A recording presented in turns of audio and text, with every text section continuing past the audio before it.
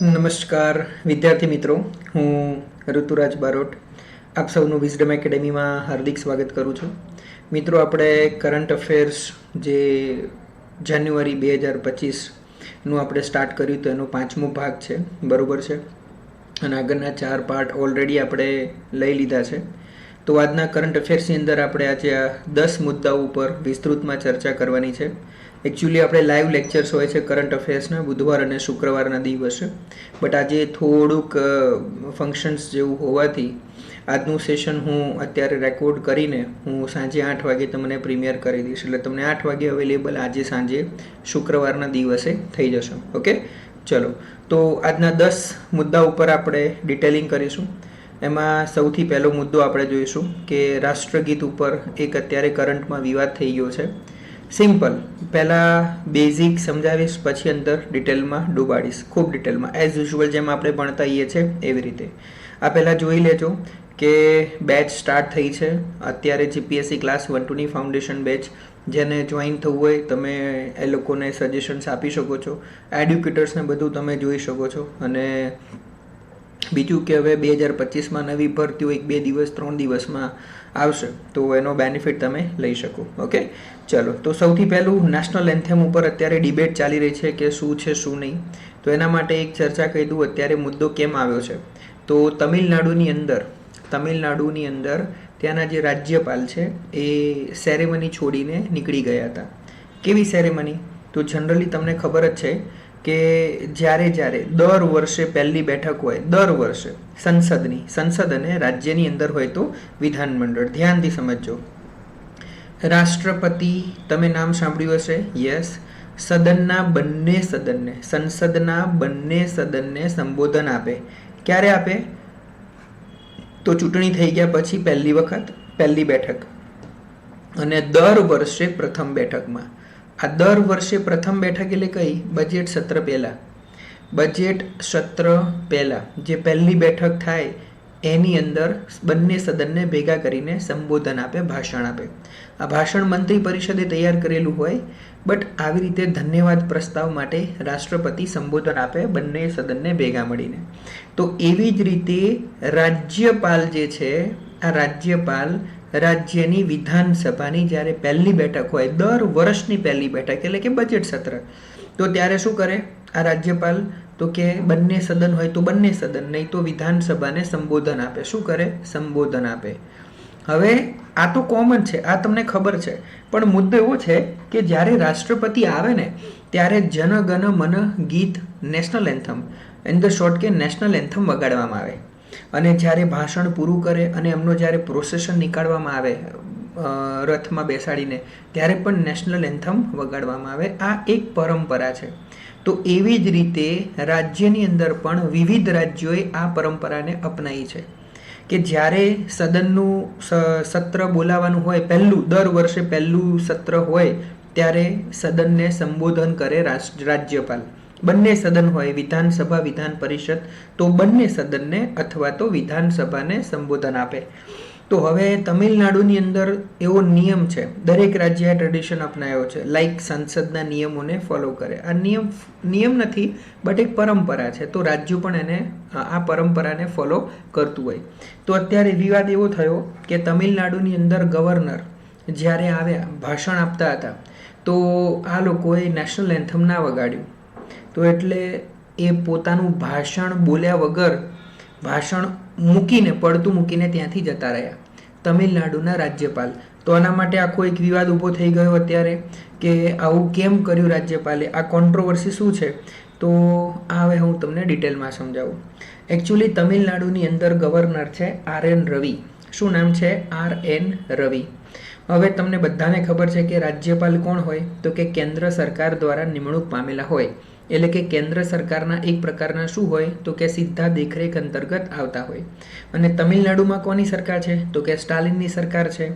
તો સાઉથના રાજ્યોમાં બીજેપીનો એટલો યોગદાન કે પોતાની પહોંચ છે નહીં. તો એમણે રાજ્યપાલે શું કર્યું? તો કે તમે જન ગણ મન નથી વગાડ્યું તો કે હું મારી સ્પીચ અધૂરી મૂકી દઈશ. તો સર આવું થઈ શકે? હા, બિલકુલ. તો જન ગણ વગાડવું જરૂરી છે? આન્સર ઇઝ નો. એકચ્યુઅલમાં ત્યાં શું સીન છે? તો હવે જુઓ, ત્યાં આગળ પ્રોટોકોલ શું છે? ટ્રેડિશનલી પરંપરાગત રીતે જોઈએ તો તમિલનાડુની અંદર 1991થી, આ યાદ રાખજો, તમિલનાડુની અંદર 1991થી તમે નામ સાંભળ્યું છે જયલલિતા મેડમ. તો જયલલિતા મેડમ એ વખતે સીએમ બન્યા હતા, ચીફ મિનિસ્ટર, અને એમની પાર્ટી હતી AIADMK, Dravida all India Dravida Munnetra Kazhagam કરીને પાર્ટીનું નામ છે, AIDMK, બરોબર, જયલલિતા મેડમે. તો એમણે આ પ્રથાની શરૂઆત કરેલી. કઈ પ્રથાની શરૂઆત કરી હતી સર? તો કે જ્યારે વિધાનસભાનું સત્ર, પહેલું સત્ર, બજેટ સત્ર જે હોય ને ફેબ્રુઆરી મહિનાનું કે જાન્યુઆરી મહિનામાં જે એન્ડિંગમાં સ્ટાર્ટ કરે, એ જે પહેલું સત્ર હોય ને એ જ્યારે શરૂ થાય ને ત્યારે સ્ટેટ એન્થમ વગાડવાનું. એટલે સર ત્યાંનું રાજ્ય ગાન છે, હા, સ્ટેટ એન્થમ છે. તમિલનાડુને પોતાનું સ્ટેટ એન્થમ છે. તો શરૂ થાય ને ચર્ચા, ત્યારે એ લોકો સ્ટેટ એન્થમ વગાડે, અને ચર્ચા જ્યારે પૂરી થાય ત્યારે નેશનલ એન્થમ વગાડે. Gate my point? તો સર ત્યાંનું સ્ટેટ એન્થમ આપણે સાંભળો તો બિલકુલ સાંભળી શકીએ. તમિલ થાઈ વઝાથુ એટલે ત્યાંની જય જયકાર કરે, તમિલોની જય જયકાર, તમિલ લિટરેચર સંસ્કૃતિ જે છે એની જય જયકાર કરતું શું કહેવાય, એ લોકોનું એક એન્થમ છે, સ્ટેટ એન્થમ. તો આ એક પ્રોટોકોલ છે, બરોબર છે. પણ હાલમાં તો આ RN રવિ શું કહે છે કે તમે જો સ્ટેટ એન્થમ વગાડશો તો નેશનલ એન્થમ પણ વગાડવું પડશે, નહીં તો એ બંધારણનું એક પ્રકારનું અપમાન કહેવાય, એટલે કે દેશનું એક પ્રકારનું અપમાન કહેવાય. એમ કરીને પોતાની સ્પીચ અધૂરી મૂકીને જતા રહ્યા. તો સર નેશનલ એન્થમ એ મેન્ડેટરી છે દરેક જગ્યાએ? આન્સર ઇઝ નો, કે દરેક જગ્યાએ નેશનલ એન્થમ વગાડવું એ જરૂરી છે નહીં. તો સર હવે આના માટે ગાઈડલાઇન શું છે? નેશનલ એન્થમ ક્યાં વગાડવામાં આવે? તો સરકારની ગાઈડલાઇન્સ એવું કહે છે, ગાઈડલાઇન્સ કોને ડિક્લેર કરી છે? તો કે ગૃહ મંત્રાલય.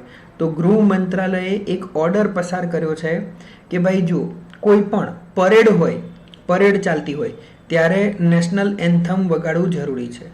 રાષ્ટ્રપતિ કે રાજ્યપાલ જ્યારે આવતા હોય કે જતા હોય કોઈ પણ સેરેમનીના, રાજ્યના સ્ટેટ સેરેમનીની અંદર, ત્યારે રાષ્ટ્રગાન વગાડવું જરૂરી છે. Gate my point? અથવા મિલિટરીનો કે કોઈ એવો વ્યક્તિ હોય મિલિટરીમાં કે ડિફેન્સમાં, એની ડેથ થઈ જાય ત્યારે રાષ્ટ્રગાન વગાડવું જરૂરી છે. આવી કેટલીક ગાઈડલાઇન્સ છે, બરોબર છે. તો સર હવે આના ઉપર કોર્ટનું કોઈ જોગવાઈ છે કે આવું કમ્પલસરી વગાડવું જ જોઈએ? તો ઇટ્સ અ ટ્રેડિશન. જુઓ, વિધાનસભાની અંદર જે જનગણ મન બોલવામાં આવે છે એક પરંપરા છે, ઓકે, એ ના વગાડે તો ચાલે. It's not a mandatory. Get my point? Even Supreme કોર્ટે પણ કીધું છે કે નેશનલ એન્થમ જ્યારે વાગે ત્યારે તમારે એને રિસ્પેક્ટ આપવું જોઈએ. તમે ગાશો નહીં તો ચાલશે, બોલશો નહીં તો ચાલશે, મૌન રહી શકાય પણ એનું અપમાન કરી શકાય નહીં. Concept clear? તો સર આના માટે કોઈ લીગલ પ્રોવિઝન છે? તમને આવો પ્રશ્ન થાય. જુઓ, હવે એ કોર્ટનો મુદ્દો હવે સાઈડમાં મૂકી દો કે રાજ્યપાલે જે કર્યું, હવે આપણે એની અંદર કંઈ એટલું બધું પડવાની જરૂર છે નહીં. હવે હું તમને નેશનલ એન્થમ વિશે સમજાવી રહ્યો છું. તો સર નેશનલ એન્થમનું અપમાન કરીએ કે ના કહીએ, આના માટે કોઈ લીગલ પ્રોવિઝન છે, કાયદો છે? Answer is yes. તો કયો કાયદો છે? તો કે નેશનલ ઓનર એક્ટ આપણે પોલિટીમાં ભણાયો છે.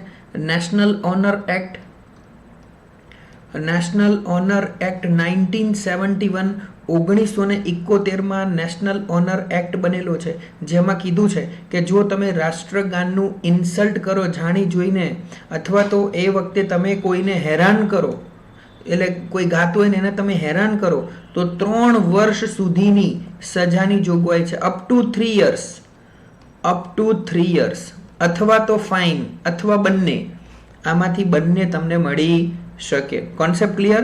તમે જો નેશનલ એન્થમ નથી ગાતા કે નથી વગાડતા તો એમાં કોઈ પનિશમેન્ટ છે નહીં. એકદમ ક્લિયર બચ્ચું? બિલકુલ. બીજું કહી દઉં તમને, સુપ્રીમ કોર્ટે એવું પણ કીધેલું વચ્ચે 2018માં એક ગાઈડલાઇન્સ આપેલી કે મૂવી જ્યારે ચાલુ થાય ત્યારે કમ્પલસરી નેશનલ એન્થમ વગાડવાનું. પછી હમણાં એને પોતાના ચુકાદાને રિવર્ટ કરીને કીધું સુપ્રીમ કોર્ટે કે એ મેન્ડેટરી નથી, ઓપ્શનલ છે. તમારે વગાડવું હોય તો વગાડવાનું, નહીં વગાડો તો ચાલશે. ક્લિયર બચ્ચું? બિલકુલ ડન. તો હવે સર આ જે નેશનલ એન્થમ છે એ કેમ વગાડવામાં આવે છે? તો ઓબ્વિયસ છે, આપણું એક નેશનલ પ્રાઇડ છે. સમજો તમે, આનાથી એકતા, રાષ્ટ્રની એકતા, અખંડિતતા સુનિશ્ચિત થાય છે. તો આપણી એ મોરલ ડ્યુટી છે કે આપણે એ વસ્તુને આગળ વધારવી જોઈએ. Concept clear? બિલકુલ ડન. તો આટલો મુદ્દો યાદ રાખવાનો. તમિલનાડુની અંદર અત્યારે આ ઇસ્યુ બની ગયો છે. It's not an major issue, પણ એને પકડીને તમને કરંટ ઇવેન્ટમાંથી ક્વેશ્ચન્સ પૂછી શકે. National honour act. ક્લિયર? એકદમ ડન. ઓકે, ગુડ વન બચાવો. ચલો, તો પહેલો પોઈન્ટ થોડો જોઈ લેજો નેશનલ એન્થમ ઉપર. હવે આ બહુ મસ્ત મુદ્દો છે. Privatisation of power, discom. ચલો, ડિસ્કોમનો મતલબ થાય, ડિસ્કોમ એટલે ડિસ્ટ્રીબ્યુશન. ચલો, ડિસ્કોમ છે ને એટલે કંપની છે, distributions company.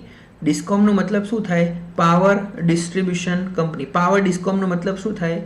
Discom, distribution companies. Distribution company, discom. બરોબર? શેનું ડિસ્ટ્રીબ્યુશન કરી? શબ્દ ન આવે તોડી નાખવાનો. ડિસ્ટ્રીબ્યુશન શેનું કરે? તો કે પાવર. પાવર એટલે આપણા ઘેર જે ઇલેક્ટ્રિસિટી આવે એ. તો તમને પ્રશ્ન થાય કે સર પાવર ડિસ્ટ્રીબ્યુશન કંપની કઈ કઈ છે, ડિસ્કોમ કઈ કઈ છે? તો જો હું તમને ઉદાહરણથી કીધું, ભારતમાં બહુ બધી છે, બધી 35-40 છે, સરકારી અને પ્રાઇવેટ બંને. આ સરકારીની વાત છે. તો પ્રાઇવેટાઇઝેશન થાય. તો કઈ કંપનીઓ છે? જેમ કે તમે નામ સાંભળ્યું છે UGVCL, પછી PGVCL, get my point, MGVCL. Yes or no? આ બધી શું કહેવાય? પાવર ડિસ્કોમ કહેવાય. પાવર ડિસ્ટ્રીબ્યુશન કંપની તરીકે ઓળખવામાં આવે. આટલો કોન્સેપ્ટ ક્લિયર બચ્યું? તો હવે આ જે કંપનીઓ છે એનું પ્રાઇવેટાઇઝેશન સરકાર કરવા જઈ રહી છે. એટલે સર આપણી આ UGVCL પ્રાઇવેટ કરી દેવાની? હા. હજી આપણા ત્યાં ગુજરાતમાં એવું નથી થયું. કરંટમાં શું છે હું તમને કહી દઉં. પણ પાવર ડિસ્કોમનું પ્રાઇવેટાઇઝેશન ખબર પડી ગઈ. કેમ આવું કરવું પડે? કારણ કે મારા બેટાઓ પ્રોપર મિકેનિઝમથી કામ નથી કરતા. ત્યાં આગળ સરકારી છે એટલે ભ્રષ્ટાચાર જોવા મળે, લેરિયાલાલા જોવા મળે. એટલે જે કોસ્ટ હોય ને એ કોસ્ટ બહુ વધી જાય છે અને છેવટે બોજો કોની ઉપર પડે? તો કે ખાનગી લોકો ઉપર એનો બોજો જોવામાં આવે છે. ખબર પડી? તો કે આવી સિચ્યુએશન છે એટલે શું કરી નાખો? પ્રાઇવેટાઇઝેશન કરી નાખો. તો એના માટે શું મુદ્દો છે? તો પંજાબ અને હરિયાણાની જે હાઈકોર્ટ છે એમાં એક કેસ થયો કે ત્યાંનું પાવર ડિસ્ટ્રીબ્યુશન કંપની સરકાર ચંદીગઢની અંદર જે પાવર ડિસ્ટ્રીબ્યુટ કરતી કંપની છે એને પ્રાઇવેટાઇઝેશન કરવાની વાત હતી સરકાર દ્વારા. તો હાઈકોર્ટની અંદર ત્યાંના કર્મચારીઓએ પિટિશન કરી. તો હાઈકોર્ટે કીધું કે નહીં ભાઈ, પ્રાઇવેટાઇઝેશન થાય બરોબર છે. તો પેલા લોકો સુપ્રીમ કોર્ટમાં ગયા. તો સુપ્રીમ કોર્ટે કીધું કે ભાઈ પંજાબ અને હરિયાણા હાઈકોર્ટનું જે ડિસિઝન છે કે જે સરકાર પ્રાઇવેટાઇઝ કરવા જઈ રહી છે એને અમે સપોર્ટ કરીએ છીએ, એટલે પ્રાઇવેટાઇઝેશન થશે. તો સર આ જે પાવર ડિસ્ટ્રીબ્યુશન કંપની છે એને પ્રાઇવેટ કેમ કરવી પડે? તો જો આ છે ને એકચ્યુઅલમાં એક શબ્દ યાદ રાખજો, ATC લોસ, AT&C લોસ. આ બહુ લોસ કરી રહી છે. એનો મતલબ એવું થાય ટેકનિકલ અને commercial loss, aggregate technical and commercial loss. એટલે એનો જે હવે તમે સમજો કે કોઈ સંસ્થા ચાલતી હોય તેનો વહીવટ થતો હોય, તો વહીવટ થતો હોય તો ઇમ્પ્રુવમેન્ટ થવું જોઈએ. અહીંયા ઇમ્પ્રુવમેન્ટ નથી થઈ રહ્યું. ઘણી વખતે ઇલેક્ટ્રિસિટી ચોરાઈ જાય, પછી બિલ વગર સપ્લાય થઈ જાય, આવા કેસીસ જોવા મળે છે. અને એનો રેટ કેટલો છે ખબર છે? 17.5%. આ લોસ થવાનો રેટ વધી રહ્યો છે. 17.5% લોસ રેટ છે. સમજો તમે, ટોટલ એમાઉન્ટ જે એગ્રીગેટ થયો ને એના 17.5% લોસ કરી રહી છે. તો આ લોસ વધી રહ્યો છે એટલે એની એબિલિટી ઘટી રહી છે. એટલે નવું ઇન્વેસ્ટ કરી ના શકે ઇન્ફ્રાસ્ટ્રક્ચરમાં. એટલા માટે કે ડિસ્કોમને શું કરો? પ્રાઇવેટાઇઝેશન કરો.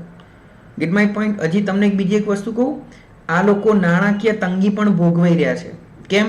કારણ કે આ લોકોને છે ને પેલું કહેવાય ને કે આજે ઇલેક્ટ્રિસિટીને સપ્લાય કરવું પડે, સપ્લાય. તો એની કોસ્ટ છે ને 33 પૈસા પર યુનિટ હતી 2023માં. કેટલી હતી? 2022માં કેટલી હતી? 33 પૈસા પર યુનિટ. એનાથી વધીને કેટલી થઈ ગઈ ખબર છે એક વર્ષમાં? 55 પૈસા પર યુનિટ. 2023નો ડેટા આપું તમને તો તમે સમજો આટલો બધો વધારો કોસ્ટની અંદર એક જ વર્ષની અંદર. આઈડિયા આવ્યો તમને? તો ત્યાં આગળ કેવું છે? સરકારી છે એટલે એટલું કોઈ પ્રોફિશિયન્સીથી કામ કરતું નથી, પગારથી મતલબ હોય ખાલી. Gate my point. તો પછી હવે શું કરવું પડે આના માટે? તો કે સર સબસિડી આપવી પડે નુકસાન કરે તો સબસિડી આપે છે. 2023ની અંદર તમે સમજો ઇન્ડિયાની અંદર સરકારે 79,000 કરોડ રૂપિયા સબસિડી આપી છે. 2023ની અંદર 79,000 કરોડ રૂપિયા આ પાવર ડિસ્કોમ કંપનીઓને ચૂકવેલા છે. જે 2022ની અંદર કેટલા હતા ખબર છે? ઓનલી 44,000 કરોડ. હવે આટલી એમાઉન્ટ વધતી જાય છે પાવર ડિસ્કોમ માટે. Gate my point. તો ઇઝ ઇટ વર્થ? શું આ વર્થ છે પ્રાઇવેટાઇઝેશન? એટલે હવે તમને ખબર પડી ને કે સરકાર ધીરે ધીરે આ પોતાની જે PSU છે એને શું કરતી જાય છે? તો કે પ્રાઇવેટાઇઝેશન કરતી જાય છે. કેમ પ્રાઇવેટાઇઝેશન કરતી જાય છે? કારણ કે પોતાની ઉપર જે બર્ડન, આ બધું બર્ડન ક્યાં પડે? બજેટમાં. હવે તમે સમજો ટોરેન્ટ પાવર કેટલો નફો કરી રહી છે. ટોરેન્ટ પાવર કેટલો નફો કરી રહી છે? યસ ઓર નો? બિલકુલ. બીજી એક વસ્તુ કહું, એક બાજુ મોટા ભાગની ડિસ્કોમ કેવી છે? ગવર્મેન્ટ છે ભારતની અંદર. હવે મને એમ કહો કે ઇલેક્ટ્રિસિટીની ડિમાન્ડ વધતી જાય છે કે ઘટતી જાય છે? તમે કહો ઓબ્વિયસ છે સર વધતી જાય છે ઇલેક્ટ્રિસિટીની. કેટલી વધતી જાય ખબર છે? દર વર્ષે 8% વધારો થાય છે. આટલું અપ જોઈએ, ઇન્ક્રીઝ થવું જોઈએ. એટલે ઉદાહરણ તરીકે આ 100 ગીગાવોટનું ઉત્પાદન કર્યું હોય ને તો 108 ગીગાવોટ જોઈએ આવતા વર્ષે. આટલું 8%નો વધારા સાથે વધતી જાય છે. તો હવે મને એમ કહો કે સરકારી કંપનીઓ સક્ષમ છે પરફોર્મન્સ વધારીને પ્રોડક્ટિવિટી, પ્રોડક્શન વધારવા માટે? નહીં. તો નવી કંપનીઓ નાખવાની પછી સરકારે. એના કરતાં બેટર ઓપ્શન શું છે કે આને પ્રાઇવેટાઇઝેશન કરી નાખો, પ્રાઇવેટ કરી નાખો, જેથી કરીને પરફોર્મન્સ તો આપે. Gate my point. અને એવું નથી કે આપશે જ, આ પ્રૂફ થયેલું છે. આ શું થયેલું છે? આ પ્રૂફ થયેલું છે કે પ્રાઇવેટ કંપની દિલ્હીની અંદર આ લોકોએ જોઈ લીધું કે દિલ્હીની અંદર છે ને આ લોકોએ પાવર સેક્ટરને પ્રાઇવેટાઇઝેશન કર્યું પ્રાઇવેટ મોડેલ પ્રમાણે. તો લોસ છે ને આજે ATC લોસ 50% ઘટી ગયો. 50%, એક જ વર્ષમાં 50%, 50 થી 60% કોસ્ટ લોસ ઘટી ગયો. Gate my point. અને તમે સમજો દિલ્હી ગવર્મેન્ટ પ્રાઇવેટાઇઝેશનથી થઈને છે ને દિલ્હી ગવર્મેન્ટને 1200 કરોડ રૂપિયા વધી રહ્યા છે. દિલ્હી વિદ્યુત બોર્ડ જે છે ને એમાં 1200 કરોડ રૂપિયા બચી રહ્યા છે. તો આ તો બહુ સારી બાબત થઈ ગઈ. એટલા માટે સરકાર એવું નથી કે બધી એકી સામટી પ્રાઇવેટ કરી નાખી. સરકાર પાયલોટ પ્રોજેક્ટ ઉપર જુએ છે કે આ બધી ડિસ્કોમને શું કરો, ધીરે ધીરે પ્રાઇવેટ કરી નાખો. ક્લિયર? પણ આમાં એવું નથી કે પ્રાઇવેટ થઈ જશે. ઘણા પડકારો પણ છે. કેવા પડકાર? તો બધા એમ્પ્લોય કેવા થઈ જશે? પ્રાઇવેટ કંપનીવાળા થઈ જશે. તો પેલા જે સરકારી કંપનીમાં કામ કર્યું હોય એ લોકોને પ્રાઇવેટમાં કરવાનું આવે એટલે તો કે જોબ લૂઝ થવાના શું કહેવાય ચાન્સીસ હોય? યસ ઓર નો? દિલ્હીમાં એવું થયું, VRS કેટલા બધા લોકોએ VRS લઈ લીધું કારણ કે જોબ ઉપર વહેલા બોલાવે, કામ વધારે કરવું પડે. હવે આખી જિંદગી કામ ના કર્યું હોય, 40 વર્ષ સુધી 45 વર્ષ સુધી જોબ લાગ્યા પછી ને પછી કામ કરવાની ઈચ્છા ના થાય એટલે VRS લઈ લે. ગેટ માય પોઈન્ટ બચ્ચું? ક્લિયર? એકદમ ખબર પડશે? યસ. તો આટલો પોઈન્ટ ક્લિયર થઈ ગયો. તો અત્યારે સરકાર ડિસ્કોમ જે છે પાવર ડિસ્ટ્રીબ્યુશન કંપની એના પ્રાઇવેટાઇઝેશન તરફ આગળ વધી રહી છે. ચલો હવે તમને એવો પ્રશ્ન પૂછે કે ભારત સરકાર જે છે એ આ ડિસ્કોમને સપોર્ટ કરવા માટે કયા પગલાં ભરી રહી છે? તમને આવો પ્રશ્ન પૂછે કે આ જે ડિસ્કોમ છે પાવર ડિસ્કોમ્સ એને સપોર્ટ કરવા માટે ગવર્મેન્ટ ઇનિશિયેટિવ શું છે? ગવર્મેન્ટ ઇનિશિયેટિવ શું છે? Government initiative. તો સૌથી પહેલા સરકાર એક યોજના ચલાવે છે જેનું નામ છે ઉદય.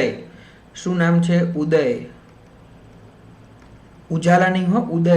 ઉજ્જવલ ડિસ્કોમ એશ્યોરન્સ યોજના. ઉજ્જવલ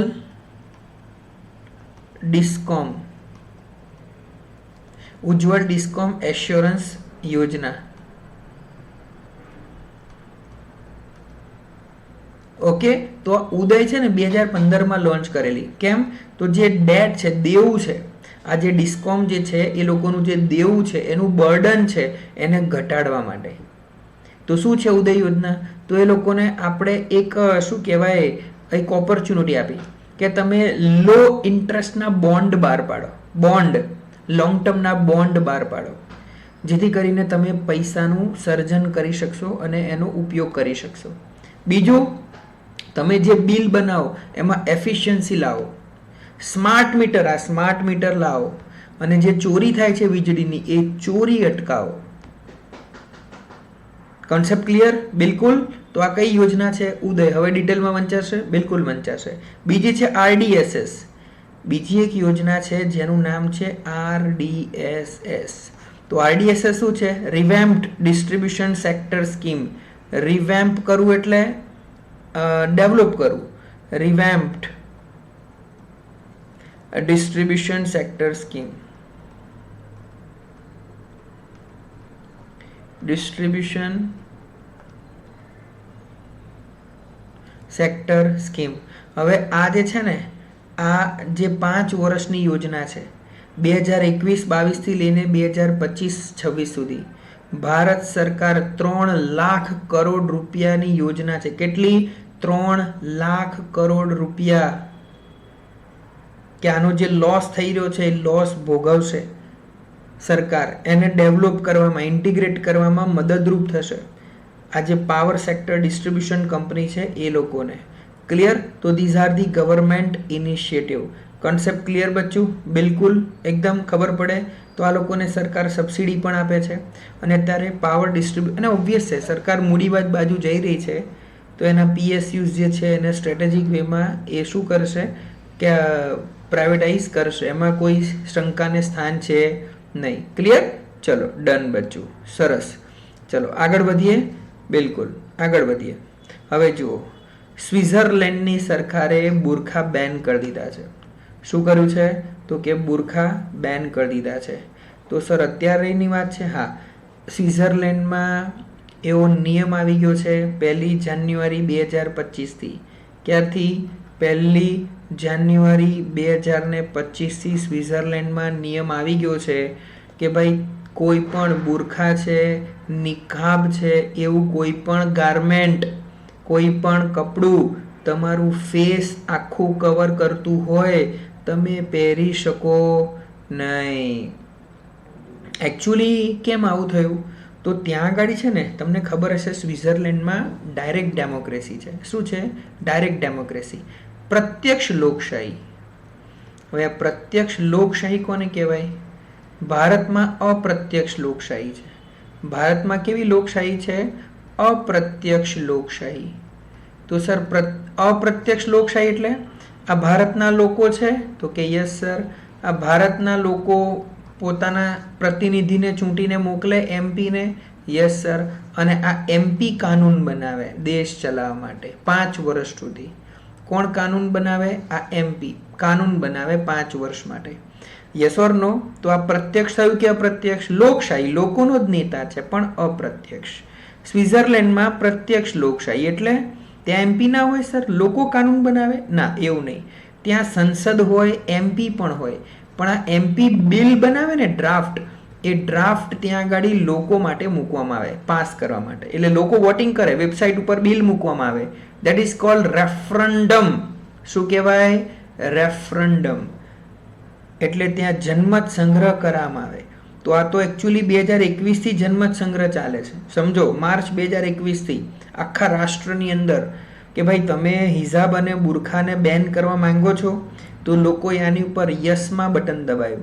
એટલે આ લોકોએ બિલ બની ગયું કે ભાઈ સ્વિટ્ઝરલેન્ડમાં હવે બુરખા કે નિકાબ જે છે એ બેન થઈ જશે 1 જાન્યુઆરી 2025 થી. Concept clear? એકદમ ડન. ઓકે. તો સર આવા બીજા કોઈ દેશો છે કે જ્યાં આવી રીતે બુરખા બેન કરેલા છે? ભારતમાં નથી હો, હિજાબ બેન નથી, ભારતમાં પહેરી શકાય. ત્યાં આગળ બેન કરી દીધા. જેમ કે ફ્રાન્સ, જર્મની, ઓસ્ટ્રેલિયા. તમે જુઓ આ બધા દેશો જે છે ને, ફ્રાન્સ છે, જર્મની છે, પછી ઓસ્ટ્રેલિયા છે, ઓસ્ટ્રિયા છે, કેનેડા છે, આ બધી જ જગ્યાએ બુરખા અને નકાબ શું કરી નાખવામાં આવ્યા છે? બેન કરી નાખવામાં આવ્યા છે. શું કરી નાખવામાં આવ્યા છે બચ્ચા? બેન કરી નાખવામાં આવ્યા છે. Concept clear? તમે ફેસને ઢાંકી શકો એવું પહેરી શકાય નહીં. તો સર હમણાં આપણે કર્ણાટકમાં થયું હતું કંઈક, અમને થોડું યાદ છે કે હિજાબ બેન કરી નાખેલો. હા, હિજાબ એટલે પેલું કપડું વીંટવા, આંખો ખુલ્લી હોય અને આખું કપડું ફેસ પર વીંટવા, ફેસ ઉપર આટલો ફેસ ખુલ્લો હોય, બાકી આખું ફેસ ને હેર ને બધું બાંધી દીધું હોય, એને કહેવાય હિજાબ. અને બુરખો એટલે આખો ફેસ વેલિંગ કર્યું હોય, બરોબર છે, ઢાંકી દીધું હોય, આંખો પણ એની ઉપર નેટ હોય આંખો ઉપર, તો દેટ ઇઝ કોલ્ડ બુરખા. ઓકે, તો કર્ણાટકની સરકારે એક ઓર્ડર પસાર કર્યો 2022માં કે કોઈ પણ શૈક્ષણિક સંસ્થાની અંદર, સરકારી શૈક્ષણિક સંસ્થાની અંદર હિજાબ એટલે પેલો જે માથામાં જે સ્કાર્ફ પહેરે ને એને પ્રોહિબિટ કરી નાખ્યો કે ભાઈ એ પહેરીને તમે જઈ શકો નહીં. તો શેના આધાર ઉપર સર ઓર્ડર પસાર કર્યો? તો કર્ણાટક એજ્યુકેશન એક્ટ 1983. આ એક્ટ ક્યાં પસાર કર્યો છે? Karnataka education act 1983. આ એક્ટ જે છે રાજ્ય સરકારનો, જે રાજ્યને આવા ડિરેક્શન્સ ઇસ્યુ કરવાનો પાવર આપે છે સરકારી સ્કૂલોમાં. Concept clear? એકદમ ડન. ઓકે, ચલો. તો સર ઈરાન એકચ્યુઅલી છે ને, હવે તમે સમજો, ઈરાન નામ સાંભળ્યું? ઈરાનની અંદર પણ આવી એક મૂવમેન્ટ ચાલી હતી, હિજાબ મૂવમેન્ટ. 1979 પહેલાં, ઈરાનનું જે રિવોલ્યુશન થયું એના પહેલાં હિજાબ છે ને મેન્ડેટરી, મહિલાઓએ કમ્પલસરી હિજાબ પહેરવાનું. સમજો તમે, એટલે ત્યાંના મહિલાઓએ આની ઉપર શું કહેવાય, એક સ્પાર્ક હતું એ લોકોને કે ભાઈ આ ના હોવું જોઈએ, પ્રોટેસ્ટ પણ કરેલું. આ વર્લ્ડની અંદર શું કહેવાય, સિમ્બોલાઇઝ છે. આ બહુ ફેમસ છે આ પ્રોટેસ્ટ. Gate my point? અને પછી એવું થયું કે ભાઈ શું કહેવાય, પ્રોટેસ્ટ છે એટલે સરકારે પ્રોટેસ્ટને કચડવાનો પ્રયત્ન કર્યો અને એક વ્યક્તિ બહુ આગળ પડતા હતા ત્યાં, માસા અમીની કરીને, એમની ડેથ થઈ ગઈ. એટલે લોકોનો ગુસ્સો વધારે ભડક્યો, એટલે ત્યાં આગળ લોકોએ શું કર્યું, આની સામે મૂવમેન્ટ ચલાવી છે. તો તમે સમજો અત્યારે મૂવમેન્ટ ચાલુ જ છે જેમાં પુરુષ અને સ્ત્રી બંને આ હિજાબની વિરુદ્ધમાં છે કે ભાઈ કમ્પલસરી હિજાબ હોવું ના જોઈએ. Concept clear? બિલકુલ. તો સર આની ઉપર સુપ્રીમ કોર્ટનું કંઈ સ્ટેટમેન્ટ છે કે બીજા કોઈ હાઈકોર્ટનું કોઈ સ્ટેટમેન્ટ છે? Answer is yes. 2016ની અંદર કેરલા હાઈકોર્ટે ચુકાદામાં કીધેલું કે ભાઈ હિજાબ પહેરવો એ ધાર્મિક પ્રેક્ટિસ છે. ધાર્મિક પ્રેક્ટિસ હશે, એમાં કોઈ ના છે નહીં, પણ એમણે જે CBSE છે, central board of school education, એનો ડ્રેસ કોડ છે એને માન્ય રાખેલો કે ભાઈ તમારે ડ્રેસ કોડને ફોલો કરવો પડે. Concept clear?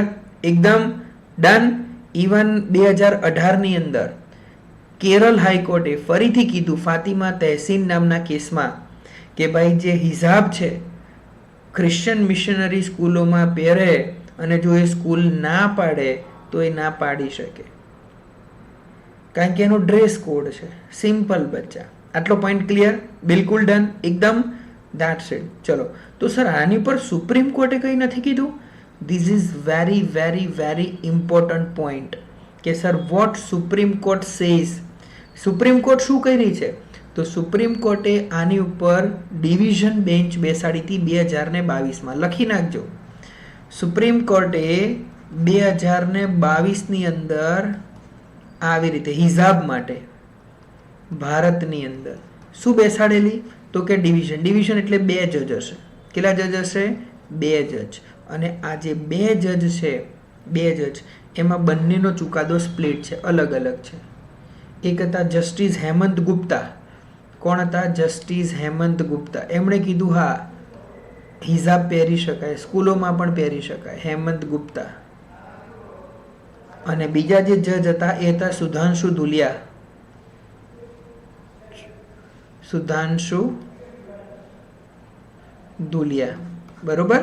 તો આ બંને જજ, એક કહે છે કે હા પહેરી શકાય, એક કે ના પહેરી શકાય. બંનેનો ચુકાદો કેવો છે? સ્પ્લિટ થઈ ગયેલો છે.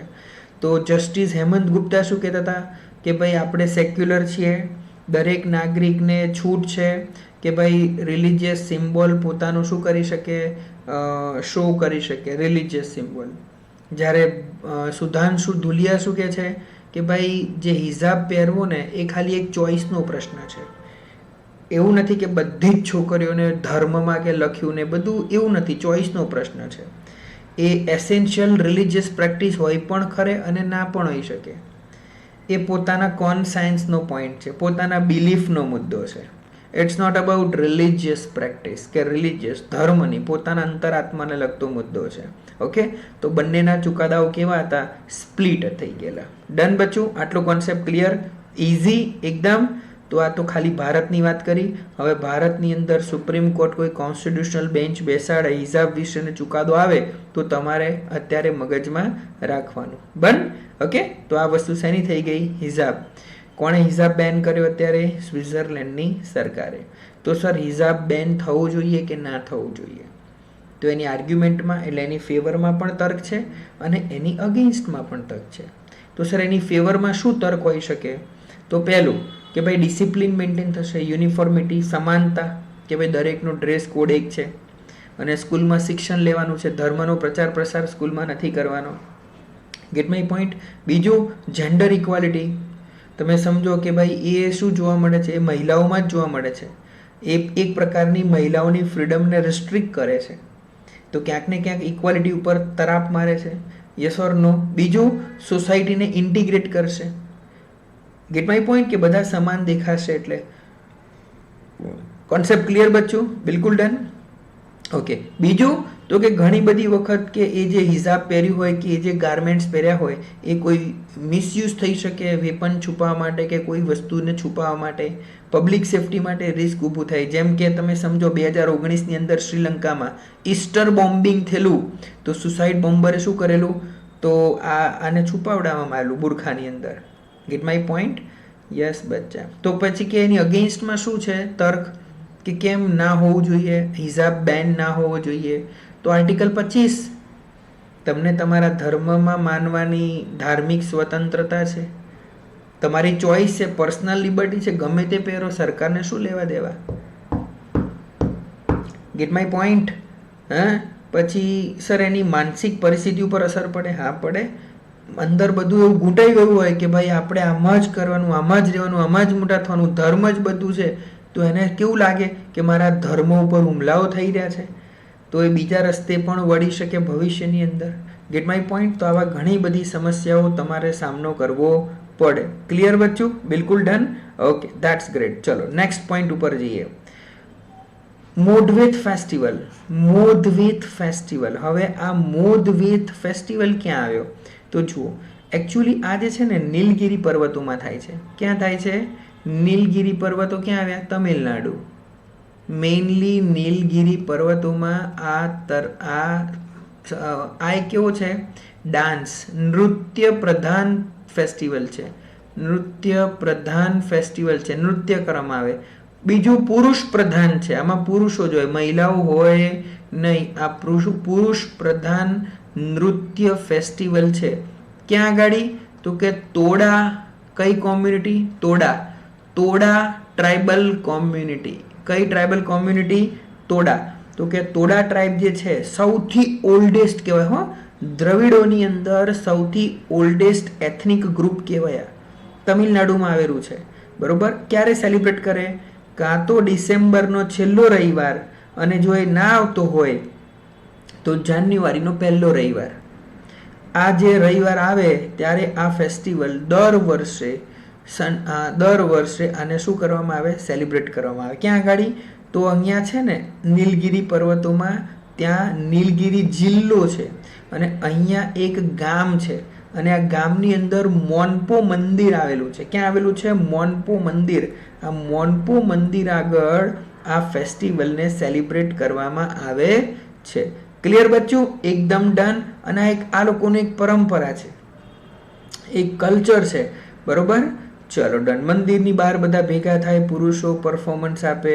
તમે મંદિરની ઇમેજ છે ને ગૂગલ કરીને જોજો એટલે એક્ઝેક્ટ તમને કોન્સેપ્ટ ક્લિયર થઈ જશે. મહિલાઓમાં ભાગ લે નહીં.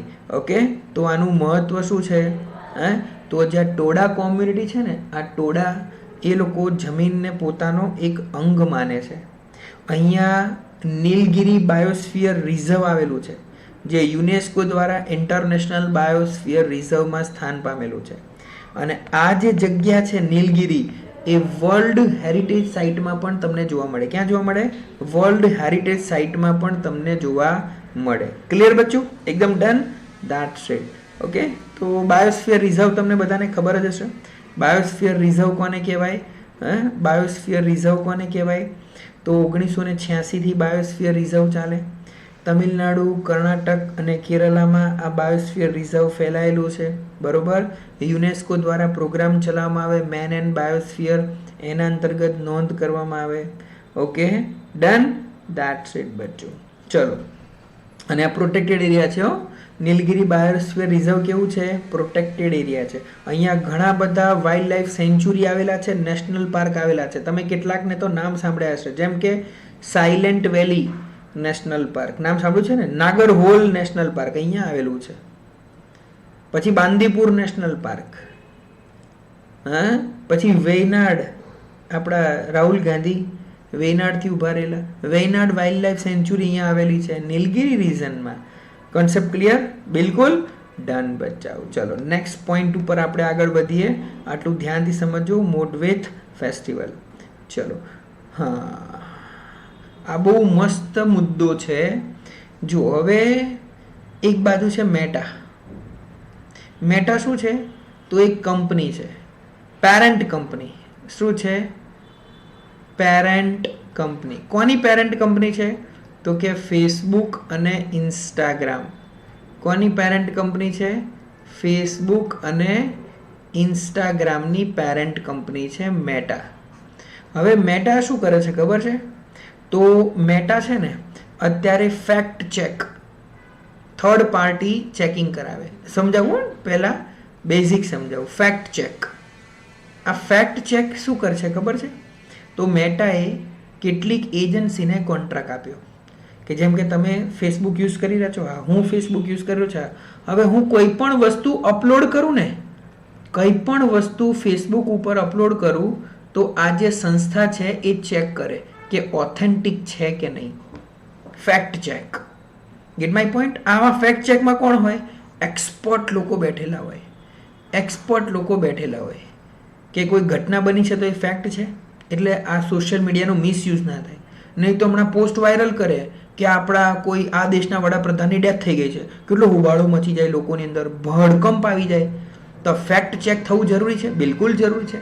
પણ આ ફેક્ટ ચેક કોના દ્વારા થવું જોઈએ? તો કે એક્સપર્ટ કમિટી દ્વારા એક કમિટી બેસાડવામાં આવે. તો એ તો એની રીતે નક્કી કરશે. ઘણા એવા ફેક્ટ જે સત્ય છે એ પણ ઉડાવી દેશે. તો કે હા. તો હવે એલોન મસ્ક શું કહે છે ખબર છે? એટલે એલોન મસ્ક નથી કહેતા, બટ આ તો વાત છે કે એલોન મસ્કની પ્લેટફોર્મ કયું છે? એક્સ. એક્સ છે ને, એક્સ પ્લેટફોર્મ છે ને. તો આ બી તો ફેક્ટ ચેક કરે છે. આ કોના દ્વારા કરે છે? તો કે કોમ્યુનિટી નોટ્સ પ્રોગ્રામ દ્વારા. કોના દ્વારા? Community notes programme. એટલે સર કોમ્યુનિટી નોટ્સ પ્રોગ્રામ એટલે કંઈ નહીં. આ લોકો શું કરે? કોમ્યુનિટી બેઝ ઉપર જુએ. લોકો એટલે માર્કેટ રિસર્ચ થાય કે કોઈ પોસ્ટ અપલોડ થઈ તો ખરેખર એની વેલ્યુ છે. કોમ્યુનિટી જેને ચેક કરે, આપણી જ કોમ્યુનિટી. તો સર આ તો ડેમોક્રેસી જેવું થઈ ગયું. હા, ડેમોક્રેસી જેવું થઈ ગયું. એટલે અત્યારે ફેસબુક એવું કીધું છે મેટાએ કે આ જે પ્રોફેશનલ ફેક્ટ ચેક છે ને એ અમે રિમૂવ કરીએ છીએ, અને જે એક્સ પ્લેટફોર્મ યુઝ કરી રહ્યું છે ને, કયું? કોમ્યુનિટી નોટ્સ પ્રોગ્રામ, એ અમે અપનાવીએ છીએ. જુઓ કેટલો ફરક પડ્યો ડોનાલ્ડ ટ્રમ્પ આવવાથી. એલોન મસ્ક પાવરફુલ બન્યા. મેટા નબળું પડ્યું. Yes or no? મેટા ખરેખર નબળું પડ્યું. બાકી ફેસબુક આગળ માર્ક ઝુકરબર્ગ આગળ એલોન મસ્ક ના આવે. પણ તમે સમજો સિચ્યુએશન કેવી ઊંધી પડી ગઈ ડોનાલ્ડ ટ્રમ્પ જીતીને આવે એટલે. અને તમને ખબર છે મેટામાં બોર્ડ ઓફ ડિરેક્ટર્સમાં ડોનાલ્ડ ટ્રમ્પના સદસ્યો પણ બેસશે હવે. એટલે મેટાની બધી માહિતી કોને મળશે? સરકારને મળશે. Gate my point? Yes, this is the important point. Politics આ રીતે તમારે મગજમાં ઉતારવાનું. તો સર હવે આની અંદર શું કહેવા માંગે છે? તો જો હું તમને સમજાવું હવે, અને થોડું ડિટેલમાં જોઈએ. આપણે બેઝિક ખબર પડી ગઈ ને ફેક્ટ ચેક શું હોય. તો હવે ફેસબુક શું કરાવે? ફેસબુક અને ઇન્સ્ટાગ્રામ. મેટા શું કરાવે ખબર છે? પ્રોફેશનલ ફેક્ટ ચેક પ્રોગ્રામ છે એનો. પ્રોફેશનલ ફેક્ટ ચેક નામનો પ્રોગ્રામ છે, જેણે બંધ કરી દીધો. હવે કોણ આ ફેક્ટ હવે ચેકિંગ કોણ કરશે? તો કે કોમ્યુનિટી નોટ્સ પ્રોગ્રામ. તો સર હવે આ શું છે? તો મેટાએ કેમ આવું કર્યું? તો મેટાએ શું કીધું ખબર છે? કે આની અંદર કેટલુંક બાયસ થતું હતું, કેટલાક ડેટા જોડે શું થતું હતું, બાયસ થતું હતું. તો હવે કોમ્યુનિટી નોટ્સ પ્રોગ્રામમાં એવું નહીં થાય. Gate my point? તો સર ફેક્ટ ચેક હોય શું? તો તમે કોઈ ફેક ન્યૂઝ નાખો આની ઉપર કે મિસ ઇન્ફોર્મેશન સ્પ્રેડ કરો સોશિયલ મીડિયા ઉપર, તો એને એ રદ કરી નાખી, એને અપલોડ જ ના કરવા દે. This is called fact check. Idea આવી ગયો?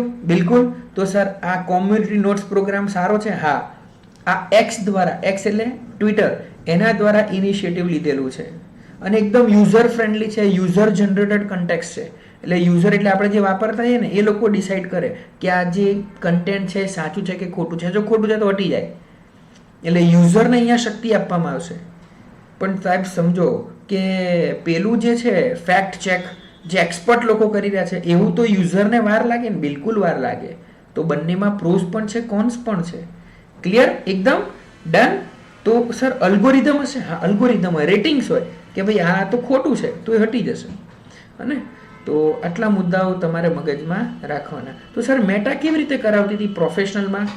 11 જેટલી ઇન્ડિપેન્ડન્ટ એજન્સી જોડે કોન્ટ્રાક્ટ કરેલા આણે, સર્ટિફાઈડ ફેક્ટ ચેક ઓર્ગેનાઇઝેશન જોડે એ લોકોએ એગ્રીમેન્ટ કરેલા મેટાએ 11 જેટલી સંસ્થાઓ જોડે, જે 15, ભારતની વાત કરું ને તો 15 લેંગ્વેજમાં કન્ટેન્ટ તૈયાર કરતી હતી. 15 લેંગ્વેજમાં ભારતની અંદર 11 એજન્સીઓ જોડે ફેક્ટ ચેક ઓર્ગેનાઇઝેશન જોડે આ લોકો શું કરતા હતા? કોલોબરેટ કરેલું મેટાવાળાએ. અને પ્રોફેશનલ ફેક્ટ ચેક કેવા હોય? ટ્રેન્ડ હોય, ઇન્ડિપેન્ડન્ટ હોય, નોન બાયસ હોય, એવિડન્સ બેઝ કામ કરે, એના એથિક્સ હોય. Gate my point? ખબર પડે? યસ. તો આટલો પોઈન્ટ ક્લિયર થઈ ગયો? બિલકુલ. દેટ્સ ઇટ મારા બચ્ચાઓ. સાહેબ એવું કંઈ બન્યું ખરી કે આવા કોઈ ફેક ન્યૂઝ પોપ્યુલર થઈ ગયા હોય? હા બિલકુલ. તમે સમજો મુઝફ્ફરનગર 2013ની અંદર કેટલા ફેક વિડીયો વાયરલ થયેલા કોમ્યુનલ પેશન્ટ્સના ને એના. પછી એક વચ્ચે ફેક ન્યૂઝ આવ્યું હતું ને કે યુનેસ્કોએ જનગણ મનને બેસ્ટ નેશનલ એન્થમ કીધું વર્લ્ડમાં. વોટ્સએપમાં ચાલતું હતું આવું. હે? યસ ઓર નો? આવા ઘણા બધા ચાલે. પછી વચ્ચે તમને ખબર હશે 2016માં કે નવી 2000 રૂપિયાની જે નોટ છે ને એમાં જીપીએસ ટ્રેકિંગ નેનો ચીપ છે. આવું આવ્યું હતું, ખબર છે ને? It's a fake news. Concept clear? બિલકુલ ડન. That's it. તો આ ખાલી યાદ રાખજો, ફેક્ટ ચેક અને કોમ્યુનિટી બેઝ પ્રોગ્રામ. અને ચલો ડન છે બચ્ચો. Very good, nice. ચલો નેક્સ્ટ પોઈન્ટ. હા, ડીનોટિફાઈડ ટ્રાઇબ્સ. હવે ડીનોટિફાઈડ ટ્રાઇબ્સ કોને કહેવાય ખબર છે? જુઓ, હવે ડીનોટિફાઈડ ટ્રાઇબ્સમાં કોણ આવે તો જુઓ, એક છે ડીનોટિફાઈડ ટ્રાઇબ્સ. બહુ ઇમ્પોર્ટન્ટ પોઈન્ટ છે. ડીનોટિફાઈડ ટ્રાઇબ્સ. પછી છે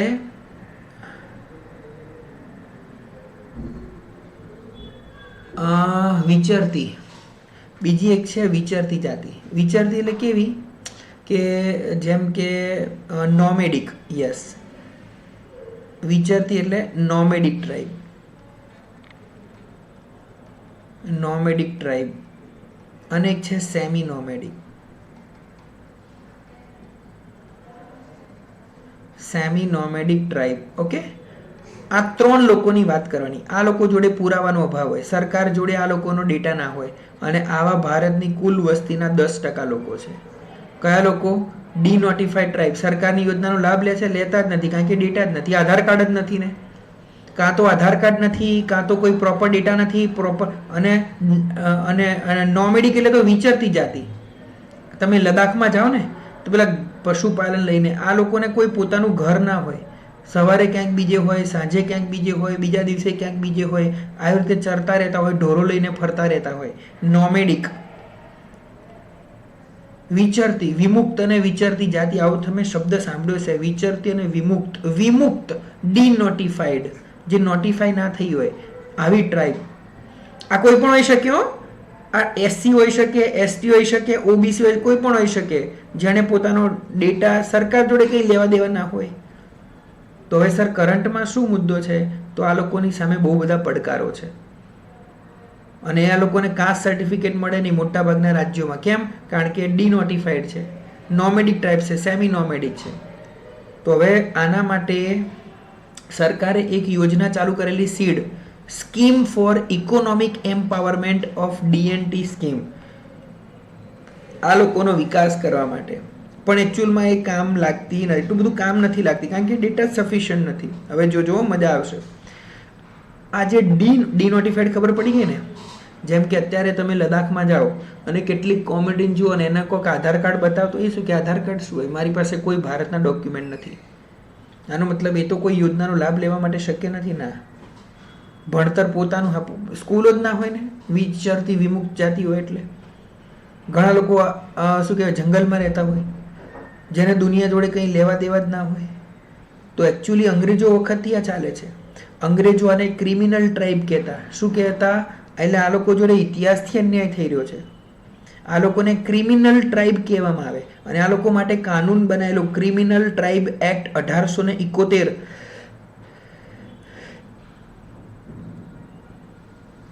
ગેટ માય પોઈન્ટ? એટલે આ લોકો પાસે પ્રાઇવેટ લેન્ડ ના હોય, કોઈ જમીન ના હોય, પોતાનું ઘર ના હોય. આ બધા ભારતની 10% વસ્તી છે. તો તમને એવું પૂછે કે આના માટે સરકારે કઈ કમિશન બેસાડેલું, લખી નાખો Idate commission. It's a very very important. Denotified માટે, નોમેડિક માટે, સેમી નોમેડિક માટે 2014માં મોદી સરકારે ઇદાત કમિશન બેસાડેલું છે. Who is Idate? ભીખુ રામજી ઇદાત. આખું નામ ભીખુ રામજી ઇદાત, IDATE, ઇદાત. આ ઇદાત કમિશનની રચના કરવામાં આવેલી.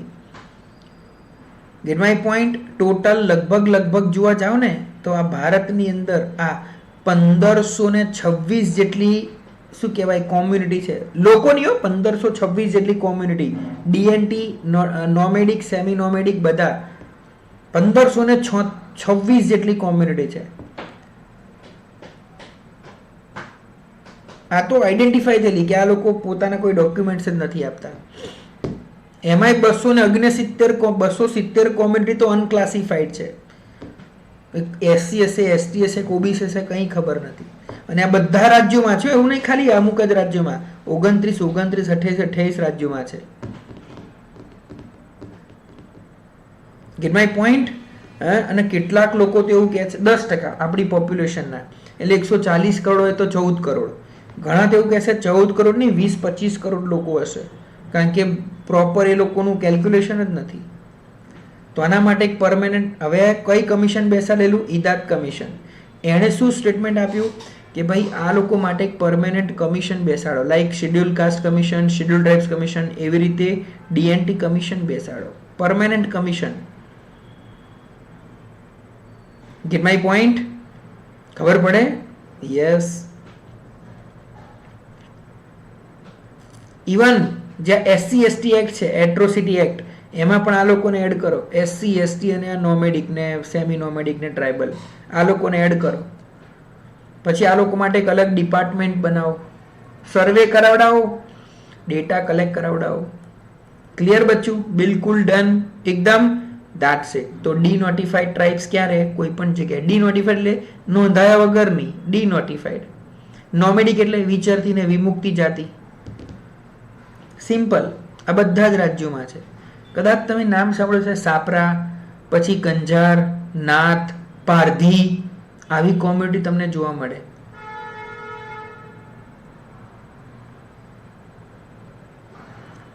એક વસ્તુ તમને કહું કે આ લોકોનું જે કલ્ચર છે ને એ યુનિક છે. તમે સમજો, આ લોકોની ભાષા, સામાજિક આર્થિક પરિસ્થિતિ આ બધું અલગ છે. આપણી જેમની સાથ પડે ફેમિલી, એટલે જોડે બેસીને ઘરમાં છતમાં જમવાનું, એવું બધું નહીં. ઢોર ઢાખર લઈને ફરે રાખે. ઓકે, ધેટ્સ ઇટ બચ્ચું. તો સર પહેલાં અત્યારે આના માટે કોઈ પ્રયત્ન, સીડ પ્રોગ્રામ ચાલે છે. કયો પ્રોગ્રામ? 2022માં SEED, scheme for economic empowerment for denotified, nomadic and semi nomadic community. કયું મંત્રાલય દ્વારા? સામાજિક ન્યાય અને સશક્તિકરણ મંત્રાલય. તો શું છે આ યોજના? તો આ જે લોકો છે ને એ લોકોને કોમ્પિટિટિવ એક્ઝામની કોચિંગ કરવું હોય કે સિવિલ સર્વિસીસમાં જવું હોય, મેડિકલમાં જવું હોય, એન્જિનિયરિંગમાં જવું હોય, MBA કરવું હોય તો ફ્રી શું કહેવાય કોચિંગ આપવાનું, હેલ્થ ઇન્સ્યોરન્સ આપવાનું એમના પરિવારને. Gate my point. પેલું જનધન આરોગ્ય યોજના અંતર્ગત, યસ, પીએમ આવાસ યોજના અંતર્ગત પાક્કા મકાન બની આપવાના. ઓકે, તો આટલો પોઈન્ટ તમારા મગજમાં ઉતારી દેવાનો. એ લોકોને શિક્ષણ માટે ઘણી યોજનાઓ પણ ચાલે છે. ડન. તો ડીનોટિફાઈડ કોમ્યુનિટી તમને ખબર હોવી જોઈએ. ચલો હવે હેનલી પાસપોર્ટ. હેનલી પાસપોર્ટ એટલે તમને ખબર, આ હેનલી પાસપોર્ટ ઇન્ડેક્સ બહાર પડે, બરોબર છે. હેનલી પાસપોર્ટ ઇન્ડેક્સ બહાર પડે. જેમ કે આજે ભારતનો પાસપોર્ટ છે. હવે આ ભારતનો જે પાસપોર્ટ છે, આપણને કોઈ દેશ વિઝા ફ્રી એન્ટ્રી આપે? વિઝા ફ્રી એન્ટ્રી આપે કોઈ દેશ? આપે ને સાહેબ. થાઈલેન્ડમાં છે, તમે અત્યારે ગાડી લઈને જાઓ, થાઈલેન્ડ જવાય ગાડી લઈને, તો તમે થાઈલેન્ડમાં જાઓ તો વિધાઉટ વિઝા તમે જઈ શકો. એટલે આને કહેવાય ઓન એન અરાઇવલ વિઝા. શું કહેવાય? On an arrival visa. એટલે ત્યાં જઈને તમારે વિઝા લેવાના. ઓન એન અરાઇવલ, ત્યાં જઈને શું લેવાના? વિઝા લેવાના. તો આવા સર કેટલા દેશો, બહુ ઓછા દેશો છે કે ભારતને ઓન એન અરાઇવલ વિઝા આપે. તો આપણો પાસપોર્ટ મજબૂત કહેવાય કે નબળો કહેવાય? નબળો કહેવાય. તો વિશ્વના મોટા ભાગના દેશો એમ કે કલા ભાઈ આ તો ભારતનો થઈ જા કે પછી વિઝા લે છે, તારી તો બહુ જરૂર છે. તો ભારતનો દેશ છે, નાગરિક છે. સમજ પડે? તો આપણો રેન્ક કેવો હોય? આગળ હોય. તો આવી રીતે આ જે હેનલી છે ને, હેનલી, તો આ શું કરે? તો આ હેનલી શું કરે? તો કે આવી રીતે પાસપોર્ટના ઇન્ડેક્સ બહાર પાડે. ટોટલ 199 શું કહેવાય ગ્લોબલ પાસપોર્ટ્સમાં જોવા મળે તમને. એમાંથી આ રેન્ક બહાર પાડે. કેવી રીતે? તો જુએ જે દેશને વિધાઉટ વિઝા કોઈ પરમિશન આપતું હોય એનો પહેલો નંબર. Gate my point. આ એક ફર્મ છે, બરોબર, એના દ્વારા રિપોર્ટ બહાર પાડવામાં આવે. તો ભારતનો ક્રમ કયો છે 2024માં? 2025માં 85મો. આ 2025નો ડેટા હો, 2025નો પહેલો ઇન્ડેક્સ આવ્યો છે, લખી નાખજો. 85મો રેન્ક છે. 2024માં આના કરતા ઓછો તો 80મો હતો. 2024માં 80મો રેન્ક હતો, આપણો રેન્ક ઘટ્યો છે, 85મો થયો છે. એટલે આજે ભારત છે ને 57 જેટલા દેશોમાં ફ્રી વિઝા એક્સેસ કરી શકે. 57 જેટલા દેશોમાં ત્યાં જઈને વિઝા લેવાના. Gate my point? Concept clear? તો સર આની અંદર આગળ પડતા દેશો કયા હશે? ટોપ રેન્કિંગ કન્ટ્રીઝ કયા છે હેનલીની અંદર? તો લખી નાખો. ટોપ રેન્કિંગ કન્ટ્રીઝ હેનલી પાસપોર્ટ ઇન્ડેક્સની અંદર સિંગાપોર પહેલા નંબર ઉપર. 195 દેશો એવા છે જ્યાં એને વિઝા લેવાની જરૂર નથી, સિંગાપોર કન્ટ્રીને. પછી જાપાન, પછી યુરોપિયન યુનિયનના કેટલાક દેશો, પછી સાઉથ કોરિયા. સાઉથ કોરિયા ત્રીજા નંબર ઉપર છે. બીજા નંબર ઉપર જાપાન, ત્રીજા નંબર ઉપર EU અને સાઉથ કોરિયા. યુરોપિયન યુનિયનના દેશો કેટલાક અને સાઉથ કોરિયા ત્રીજા પ્લેસ ઉપર. 192 જગ્યાઓ એવી છે જ્યાં એ લોકોને વિઝા લેવાની જરૂર નથી. અમેરિકા 9મી પોઝિશન ઉપર. ગયા વર્ષે બીજા રેન્ક ઉપર હતું અમેરિકા, આ વખતે 9મા રેન્ક ઉપર છે. ગયા વર્ષે યુકે પહેલા નંબર ઉપર હતું. યુકે ઓલ એઝ યુઝ્યુઅલ પહેલા નંબર ઉપર હોય છે, અત્યારે 5મા નંબર ઉપર છે. બોટમ કન્ટ્રીઝ તો આપણો બાજુવાળો બેકાર મિત્ર પાકિસ્તાન, પછી યમન, ઈરાક, સિરિયા, અફઘાનિસ્તાન. કોઈ વિઝા જ ના આપે, આયા પછી ના આપે, પહેલાંય ના આપે. Gate my point? તો હવે જુઓ, આ ખાલી હેનલી પાસપોર્ટ ઇન્ડેક્સ છે. તમારે ખાલી આનો ઇન્ડેક્સ યાદ રાખવાનો. તમને પૂછશે અત્યારે 2025માં 85મો રેન્ક છે. આવું પછી તમને બીજું કહું, એક કમ્પેર ધ માર્કેટ 2024. આવું એક બીજી પણ એક સંસ્થા છે યુકેની, કમ્પેર ધ માર્કેટ. કઈ છે? કમ્પેર ધી માર્કેટ નામની સંસ્થા છે. આ પણ ડેટા બહાર પડે. આ શું કહે છે ખબર છે? મોસ્ટ એક્સપેન્સિવ પાસપોર્ટ હોય ને તો કે અમેરિકા, ઓસ્ટ્રેલિયા અને મેક્સિકો. સૌથી સસ્તો પાસપોર્ટ હોય ને તો કે UAE, ઇન્ડિયા અને હંગરી. Gate my point? તો આવી રીતે એટલે એફોર્ડેબલ એમ. તો કે આવી રીતે આ લોકો શું કરે, બહાર પાડે. આપણે મીન હેનલી યાદ રાખવાનું. શું યાદ રાખવાનું? હેનલી યાદ રાખવાનું. હો ને? ડન બચ્ચું? એકદમ ક્લિયર? Very good. તો નેક્સ્ટ પોઈન્ટ ઉપર જઈએ. હા, સેમ સેક્સ મેરેજ, જેમ કે મેલ અને મેલ, ફિમેલ અને ફિમેલ ભારતમાં મેરેજ કરી શકે નહીં. આવી પિટિશન થઈ, સુપ્રીમ કોર્ટ એને ડિસમિસ કરી નાખી, રદ કરી નાખી, રિજેક્ટ કરી નાખી. એટલે પહેલાં પિટિશન કરેલી જ હતી અને ઓક્ટોબર 2023માં બી સુપ્રીમ કોર્ટે ના પાડેલી. એટલે આ લોકોએ રિવ્યુ પિટિશન કરી. શું કરી? Review petition. રિવ્યુ પિટિશનની અંદર પણ સુપ્રીમ કોર્ટે ના પાડી દીધી કે સેમ સેક્સ મેરેજને લીગલાઇઝ કરી શકાય નહીં. 5 જણાની કોન્સ્ટિટ્યુશનલ બેન્ચ હતી, બંધારણીય બેન્ચ. એમાં 3 ના પાડી, 2 હા પાડી. તો what is same sex marriage? તો તમે સમજો મેરેજ બિટવીન 2 મેન, 2 વુમેન. તો 2 સ્ત્રીઓ કે 2 પુરુષો મેરેજ કરે, સેમ સેક્સ મેરેજ. તો ભારતમાં લીગલ છે? નહીં. આપણે એને રેકગ્નાઇઝ માનતા નથી સેમ સેક્સ કપલ્સને. તો 2023માં પણ સુપ્રીમ કોર્ટે ચુકાદો આપેલો કે ભાઈ સ્પેશિયલ મેરેજ એક્ટ છે એ આપણું સ્પેશિયલ મેરેજ એક્ટ છે. તમારે અત્યારે મેરેજ કરવા હોય તમારે, તો કયો કાનૂન અંતર્ગત કરી શકો ભારતમાં? Special marriage act 1954. એ સેમ સેક્સ કપલ ઉપર લાગુ પડે નહીં, એ લાગુ નહીં પડે.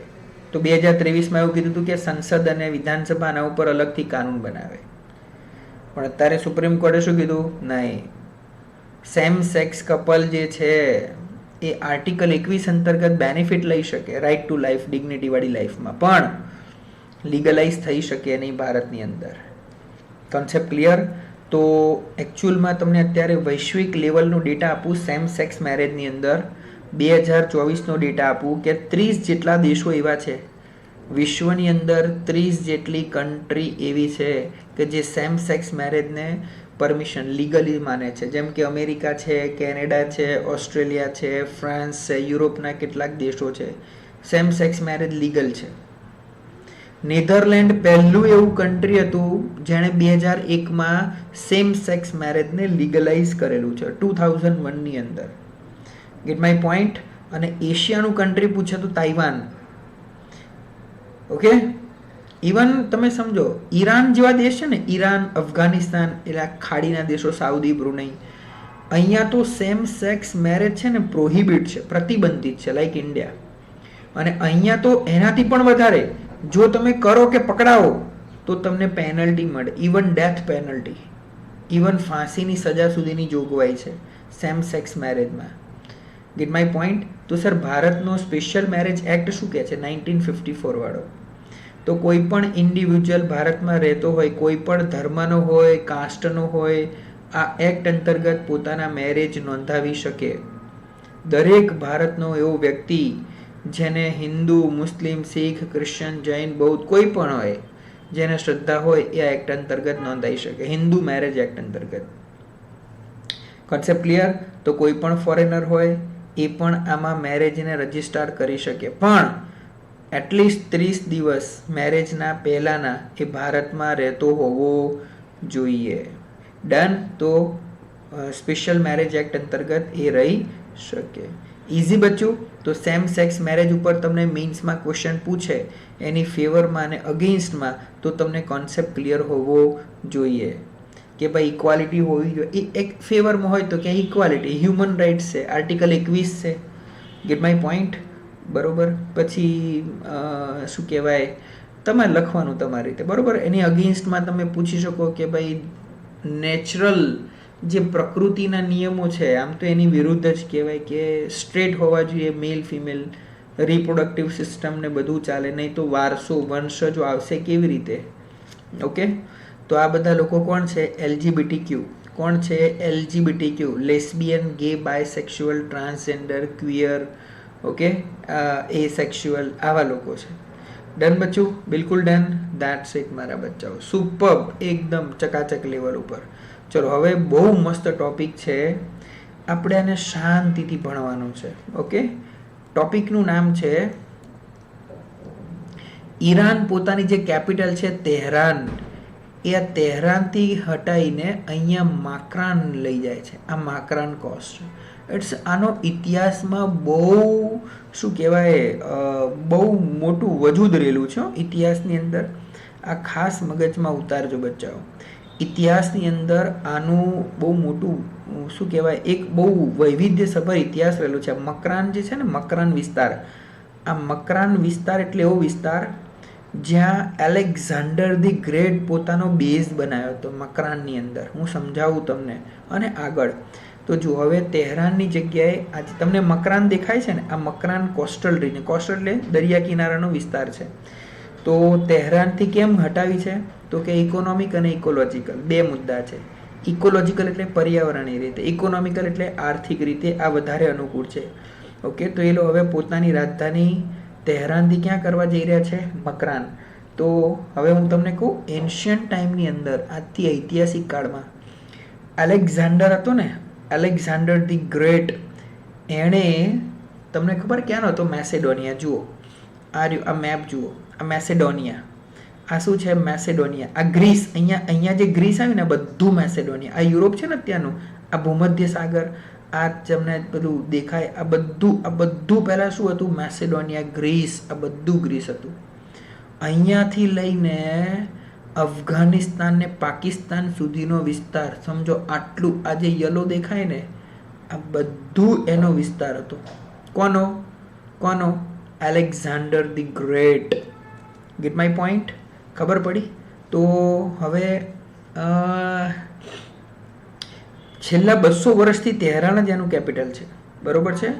આગા મોહમ્મદ ખાન કરીને એક વ્યક્તિ હતા, વંશ હતો ઈરાનની અંદર, કજાર વંશ હતો, એણે આ રાજધાની સ્થાપેલી હતી. હવે મકરાન જે છે ને એનું સ્ટ્રેટેજિક ઇમ્પોર્ટન્સ બહુ છે. આ બાજુ જો ગલ્ફ ઓફ ઓમાન, ઓમાનની ખાડી છે જે એકદમ શું કહેવાય સ્ટ્રેટેજિક બનાવે છે મકરાનને. Gate my point?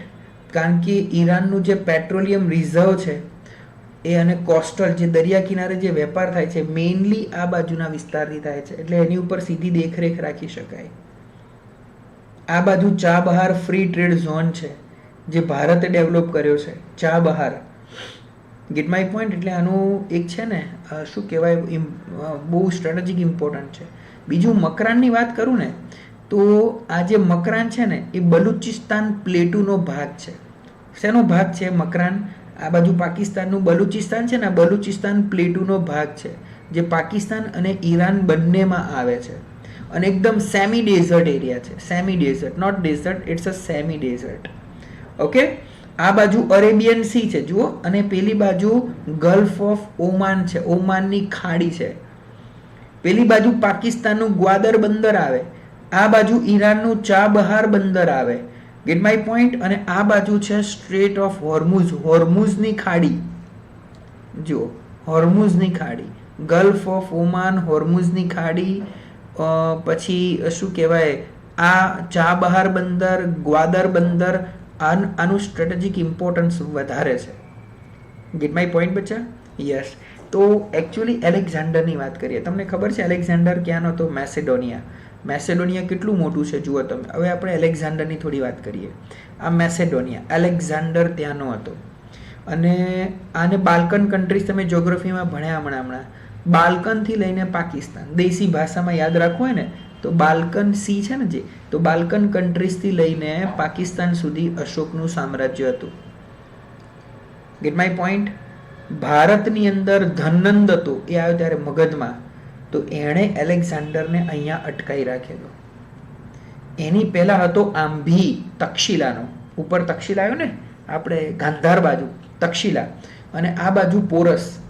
તો આંભી છે ને એ શરણે થઈ ગયો, એણે પોતાનું બધું આપી દીધું અને કે તમે જેમ કહો એમ કરવા તૈયાર. આંભી સરેન્ડર કરી નાખ્યું તક્ષશિલા, પણ પોરસ મારો બેટો લડ્યો. હા, તો હવે આ આવ્યો તો ક્યાંથી? અહીંયા મકરાનથી જ આવેલો, અહીંયાથી થઈને આ વિસ્તારમાંથી આવેલો. કોણ? એલેક્ઝાન્ડર. આ વિસ્તારમાં થઈને આ બધું, આ મકરાન વિસ્તાર, આ પાકિસ્તાન, તમે સમજો, આ પાકિસ્તાન, આ ઈરાન, આ બધું શું છે? ઈરાન. આ વિસ્તાર, આ મકરાન, બરોબર, આ વિસ્તાર ખબર પડી બચ્ચું? Yes or no? યસ. હવે ઉપર જાવ એટલે ખૈબર ઘાટી આવે, ખૈબર ઘાટી. તો ખૈબર ઘાટી થઈને કાબુલ જીત્યું એણે. કાબુલ એટલે અફઘાનિસ્તાનનો વિસ્તાર, આ જીતી લીધો. અને પછી સિંધુ નદી પહોંચ્યો અને ત્યાં આગળ હેડેપ્સિસ. કયું બેટલ? Battle of હેડેપ્સિસ. કોની વચ્ચે? પોરસ, જેલમ નદીના કિનારે. તો પોરસે એને અટકાવ્યો વ્યવસ્થિત. એણે શું કહેવાય, લડાઈ આપી અશોકને, એલેક્ઝાન્ડરને. એટલે ગમી ગયો એલેક્ઝાન્ડરે કે જબરજસ્ત બહાદુર માણસ છે. એટલે એનું કિંગડમ પાછું આપ્યું અને એને સંગઠનનો એક હિસ્સો બનાવ્યો. તો સર આ શું કહેવાય, પછી આગળ વધ્યો ના. પછી ત્યાં નંદ લોકોનું શાસન હતું તો એ આગળ વધી શક્યો નહીં. પછી એક છે ને, એક બુક છે, ગ્રીકના ઇતિહાસકાર છે જેનું નામ છે એરિયન. એમણે એક બુક લખી છે, ધ એનાબેસિસ ઓફ એલેક્ઝાન્ડર.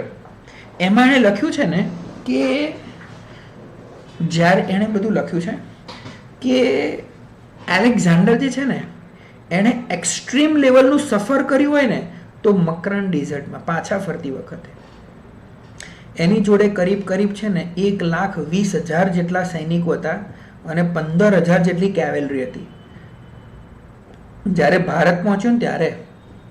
પણ જ્યારે પાછો ફર્યો ને ત્યારે એમાંથી ચોથા ભાગના જ ખાલી સર્વાઈવ કરી શક્યા હતા. પછી પાછો ફરતા તો ડેથ થઈ ગયેલી. પછી ત્યાં એક રાજા થઈ ગયો, પર્શિયન રાજા સાયરસ બીજો, જેણે આ ઈરાનની અંદર જે ટ્રાઇબલ લોકો હતા એને યુનિફાઈડ કર્યા. આ બધું ક્યારની વાત છે? ઈસવીસન પૂર્વે 590 થી લઈને 529. Cyrus the great. Gate my point? આ કોની વાત છે? સાયરસ ધી ગ્રેટની વાત છે. ઓકે બચ્ચો, તો વાંચજો એલેક્ઝાન્ડરનું ઇન્વેઝન. ક્યારેક ટાઈમ મળે તો બહુ સારો મુદ્દો છે એલેક્ઝાન્ડર વિશે વાંચતો. બરોબર? કેટલું બધું, આટલું તમે સમજો, વિલિંગનેસ, ડેડિકેશન કેટલી ગજબ લેવલની કહેવાય. ક્લિયર? That's it. ચલો લાસ્ટ પોઈન્ટ ઉપર જઈએ. બહુ ઇઝી પોઈન્ટ છે. ઇન્ડિયન ફિશરમેન, ભારતીય માછીમારો છે એ ડિયાગો ગોર્સિયા આગળ બ્રિટિશરોએ પકડી લીધા. કોને પકડ્યા? બ્રિટિશરોએ પકડ્યા. કોને? તો કે ઇન્ડિયન ફિશરમેનને. ચલો હવે આ ઇન્ડિયન ફિશરમેનનો શું વિવાદ છે તો જુઓ. આપણે હવે ડિયાગો ગોર્સિયા ક્યાં આવ્યો? તો આ જુઓ, આ ઇન્ડિયા, આ મોલ્દીવ્સ, આને કહેવાય ચાગોસ આર્કિયોપેલોજી. ચાગોસ, આ કોના અંતર, આ કોની જોડે છે? ચાગોસ આર્કિયોપેલોજી. અને અહીંયા આવ્યું ડિયાગો ગોર્સિયા ટાપુ છે. આ એકચ્યુઅલી છે બ્રિટન જોડે. કોની જોડે છે? બ્રિટન જોડે. અને બ્રિટને આ રેન્ટ ઉપર આપ્યું છે, લીઝ ઉપર આપ્યું છે અમેરિકાને. એટલે અમેરિકાએ અહીંયા પોતાનો નેવલ બેઝ બનાવ્યો છે. શું બનાવ્યો છે? નેવીનો બેઝ બનાવ્યો છે અમેરિકાએ. ડિયાગો ગોર્સિયા 2001ની અંદર જ્યારે એના ઉપર 9/11 થયો, હુમલો થયો, એટલે અહીંયાથી એ વોચ રાખે છે આ બધા રિજન ઉપર. Gate my point? કોણ? અમેરિકા. આટલો કોન્સેપ્ટ ક્લિયર? બેઝિક હવે ડૂબાડો. 15 જેટલા માછીમારોને બ્રિટિશ નેવીએ અહીંયા ડિયાગો ગોર્સિયા આગળ શું કર્યા છે? મેરીટાઈમ બાઉન્ડ્રી ક્રોસ કરતા અટકાયા છે. ગેટમાં પણ ડિટેન કરી પકડી લીધા છે. Border issue. તમિલનાડુના માછીમારો છે. તો હવે તમે એક વસ્તુ સમજો, ડિયાગો ગોર્સિયા વિશે વાત કરીએ. તો ડિયાગો ગોર્સિયા હિન્દ મહાસાગરમાં આવેલું છે. યસ. અને ચાગોસ આર્કિયોપેલોજી છે ને, આર્કિયોપેલોજી આપણે તમને સમજાવ્યું હતું. ભાગ 1 યાદ કરો, ભારતની સીમા, એમાં જ્યારે ટાપુ નજીકના હોય એને કહેવાય આર્કિયોપેલોજી એરિયા. તો આ જે આર્કિયોપેલોજી એરિયા જે છે ને, એમાં સૌથી મોટો આઇલેન્ડ છે ડિયાગો ગોર્સિયા. આ યાદ રાખજો નામો, ડિયાગો ગોર્સિયા. અને આ જે ચાગોસ આર્કિયોપેલોજી છે ને, પહેલાં મોરેશિયસનો ભાગ હતો, મોરેશિયસનો. પણ 1965ની અંદર એ લોકોએ શું કર્યું? બ્રિટિશ ઇન્ડિયન ઓશન ટેરેટરી બનાવી, BIOT. British Indian ocean territory. એટલે કોના દ્વારા વહીવટ કોના દ્વારા થાય? બ્રિટન દ્વારા. પણ 1966માં અમેરિકાને લીઝ ઉપર આપેલું મિલિટરી પર્પઝથી. 1986થી અમેરિકાનો ફૂલ મિલિટરી બેઝ બની ગયો છે ડિયાગો ગોર્સિયા. આટલો કોન્સેપ્ટ ક્લિયર? બિલકુલ ડન. એકદમ ઇઝી. ગુડ. હવે ઓક્ટોબર 2024ની અંદર, ઓક્ટોબર 2024 બ્રિટન એગ્રી થઈ ગયું છે કે આ જે ચાગોસ આર્કિયોપેલોજી છે ને એ મોરેશિયસને પાછું આપી દેશે, પણ ડિયાગો ગોર્સિયા આપશે નહીં. આઈ રિપીટ, ઓક્ટોબર 2024માં બ્રિટન એગ્રી થઈ ગયું છે કે આ જે આખો ચાગોસ આર્કિયોપેલોજી તમને દેખાય ને એ મોરેશિયસને આપી દેશે, પણ ડિયાગો ગોર્સિયા નહીં આપે. એટલે ડિયાગો ગોર્સિયા એ સ્ટ્રેટેજિકલી, આને કહેવાય જીઓ સ્ટ્રેટેજી. શું કહેવાય? જીઓ સ્ટ્રેટેજી. એનું ઇમ્પોર્ટન્સ છે. ક્લિયર? ડન? ઓકે. એપ્રિલની અંદર જે કરંટ અફેર્સ જીપીએસસી ક્લાસ 1-2 આવે એટલે તમે જોજો કે આપણા કરંટ અફેર્સની વેલ્યુ કેટલી છે. આ 10 પોઈન્ટ સાથે તમને ભણાવ્યા છે. સરસ મજાનું વેલ્યુ એડિશન કરો, આની ઉપર ફોકસ કરો. આનાથી વધારે બીજું ડીપમાં તમારે જવાની જરૂર છે નહીં. ઓકે બચ્ચા પાર્ટી? ડન? That's it. આવજો, બાય, વાંચજો. આજે સાંજે 8 વાગે તમને આ લેક્ચર્સ મળી જશે યુટ્યુબની અંદર. ટેક કેર બચ્ચા પાર્ટી. Bye bye bye.